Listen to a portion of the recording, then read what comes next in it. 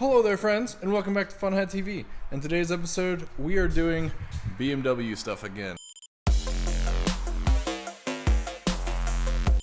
Alright, now if you follow my channel, you will know that not too terribly long ago, I did some pretty major, fairly surgical stuff on my 2007 BMW 530xi. Earlier this year, the dual mass flywheel exploded on me, quite literally.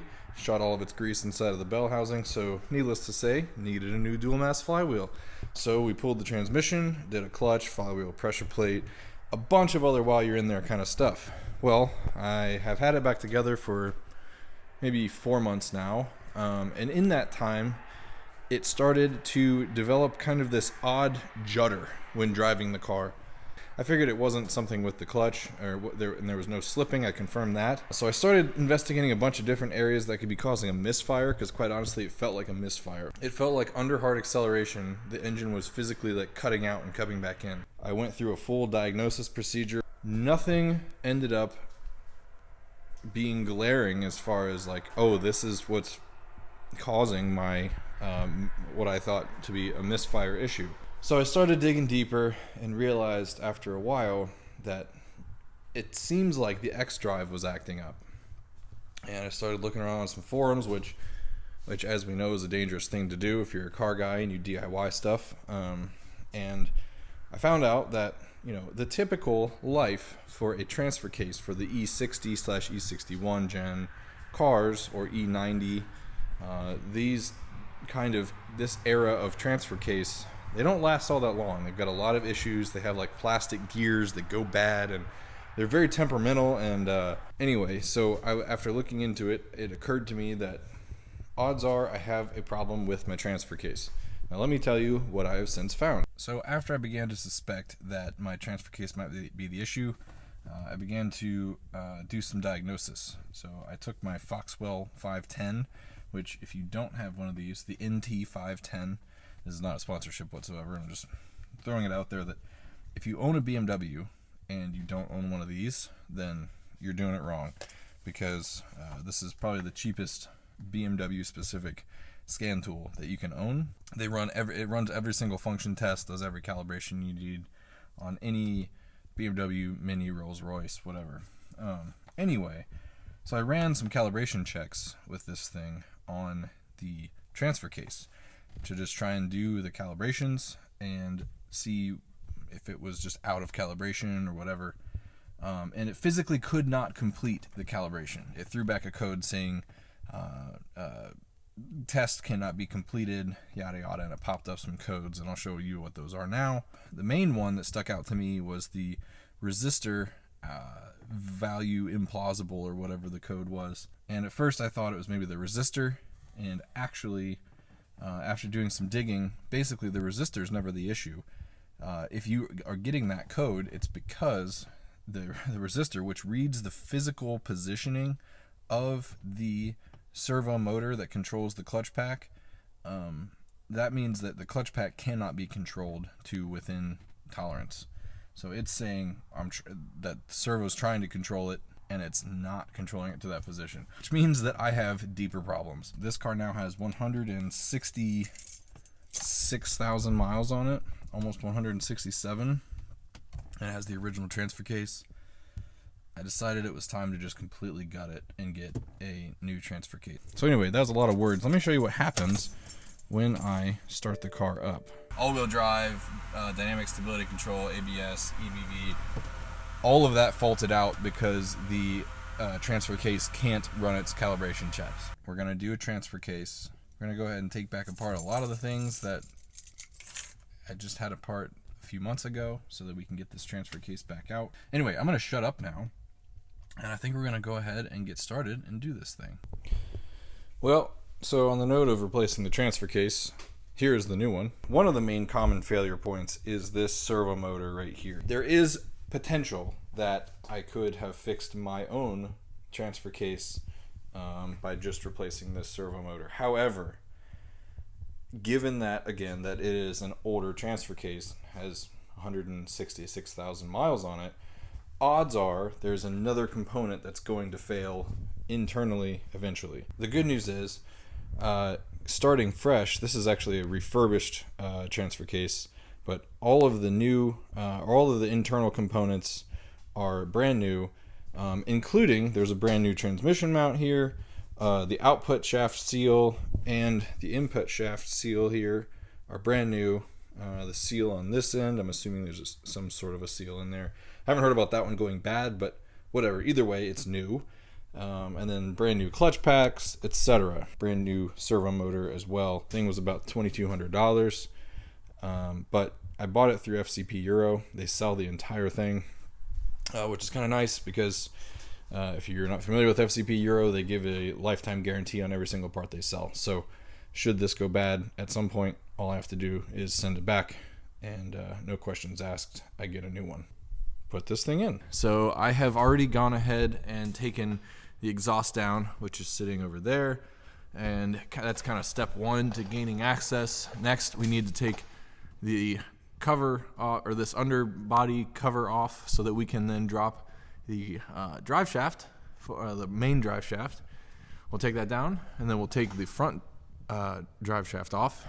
From there, we can loosen the transmission mount to the car, and then we can kind of swing the transmission down a little bit, and that should give us sufficient access to all of the bolts that hold the transfer case onto the transmission. I'm going to throw you guys on a time lapse and then just kind of start plugging away at everything that I just mentioned.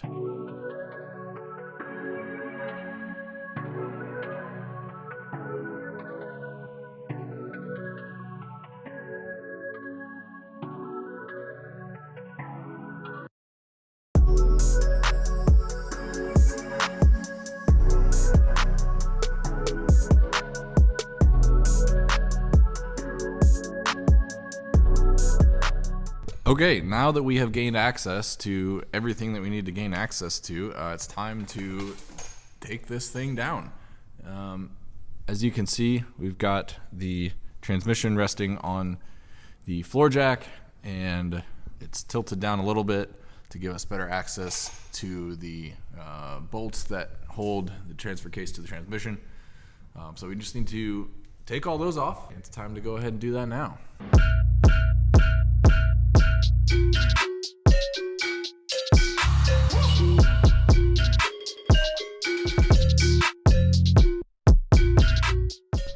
Boom, everybody. Would you look at that? Old transfer case is out. I'm pretty pleased, actually. That went pretty well. So yeah, now the hard part is just going to be getting the new one back up in there. So here's our old transfer case. Here's the new one. Just got to do a couple things. We got to move this breather tube over to the new guy. And like I said before, this is, a total refresh. This is nice. We're getting like a brand new transmission mount, obviously new clutch plate, and we're getting a new servo motor, which is nice because the old one, no doubt, has gone bad. Now we just got to do some prep before putting this guy back up in the car. We're making good progress. All right, well, I skipped ahead on you guys a little bit here, but I installed the new transfer case. It was very straightforward, reverse of removal, but everything looks pretty good as far as I'm concerned. It spins nicely, feels the way it should. Nothing is binding up. So from here, now that this is all back up and installed, we're going to get the scan tool out now, and we're going to try to calibrate all of this and make sure that, that it reads and acknowledges the hardware, and B, just that it can be calibrated. If not, then all of this was for nothing. If there's some sort of fault with the brand new transfer case, then we'll find out right away. So now we'll go into transfer box, read codes just to make sure we're under the right thing. So currently we will see, calibration faulty and oil wear are the two codes that we have from the old transfer case. Let's see. So I'm going to go ahead and see if we can clear those codes. Okay, great. Codes cleared. What happens when we read them again? They might be present again. Okay, well, that's a good... No fault found. That's a good start. Active test. Function check. Transfer box. Maybe this is where we need to go. Oh, it's doing it right now. Yay! Transmission successfully calibrated. I'm going to go ahead and say that is good. Let's see, we'll go ahead and make sure there's no codes that came back, but obviously, okay, yeah, system passed, no fault found. So the fact that we just were able to run that calibration check with the scan tool and it was able to successfully complete is a great sign. The previous transfer case would not have successfully run that check at all, and every time I tried to execute the check, it stopped maybe 2-3 seconds into it, and it said fault. So that's a good sign. That the fact that it was able to even complete is a very good sign. It says that the car is seeing the new transfer case and that it can interact and it can successfully complete the calibration check. From here, it's basically good to go. So we need to put back all the underbody. We need to put the drive shafts back in, which right now the car would not go anywhere if we started the car up. We need to put the exhaust back in place, all the underbody covers, etc., etc. And from there, we can call this job done. Well, let's go get to that. I just went ahead and tidied up the whole rest of the bottom of the car. Obviously, it wasn't that exciting, just me putting on some undercovers, bolting back up the exhaust, etc. It is officially time to go on the top side and give this thing a test drive. Alrighty, now as Doug DeMiro would say, driving my 2007 BMW E61 530xi. Off to a good start. We can see that there are no more lights on the center screen here or on the dash. So far so good, by the way. So we're up at 63, 64 miles an hour. No strange noises, at least none that I can tell. It accelerated fine out of the hole. It didn't do the weird jerky thing that it had been doing in the past with the previous transfer case, which is great. That was the indication that something was wrong with the old one to begin with. Getting back up to speed, let's make sure no weird judders happen. All right, no weird judders happened all the way through third gear. That's a good thing. Okay, well, I don't want to speak too soon, but I think we can maybe call that a job well done. We can now enjoy this car with its known finicky X-Drive for, you know, hopefully another 165, 66-ish thousand miles until it needs another transfer case. So anyway, thank you so much for tuning into Fun Ahead TV. I hope you guys found this somewhat informative and at least a little bit entertaining. If you did, please give this video a like and please subscribe if you have not already. I will see you guys in the next video where we'll have much more content just like this. Thank you so much for tuning into Fun Ahead TV.